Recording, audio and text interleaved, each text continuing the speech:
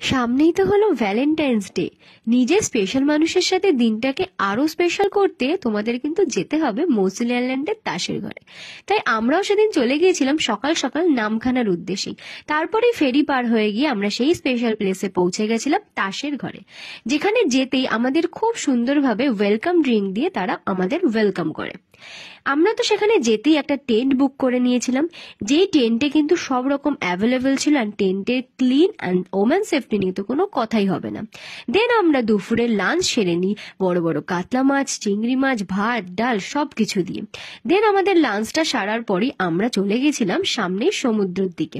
সামনেই এখানে কিন্তু টেন্ট থেকে সমুদ্রটা দেখা যাবে, অ্যান্ড সন্ধেবেলা তোমরা যদি অসাধারণ একটা সানসেট এনজয় করতে চাও, দেন ডেফিনেটলি তোমরা সামনের দিকে সমুদ্রে গিয়ে সানসেটটা কিন্তু তোমাদের পার্টনারের সাথে দারুণভাবে এনজয় করতে পারো। দেন আরেকটা চমক হলো সন্ধেবেলা তাসের ঘর। সন্ধেবেলা তাসের ঘর তো দেখে আমরা জাস্ট এক্সপেকটেশন লেভেলটা জাস্ট হাই হয়ে গেছিল।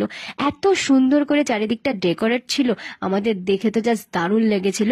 দেন আমরা তাদের কিন্তু বারবিকিউটাও এনজয় করি, অ্যান্ড বারবিকিউ করে ফেলার পরে রাত্রের ডিনারে আমরা নিয়ে নিয়েছিলাম ভাত অ্যান্ড চিকেন কষা, অ্যান্ড ভাতের বদলে কিন্তু রুটি চিকেন কষাও তোমরা ডেফিনেটলি ট্রাই করতে পারো।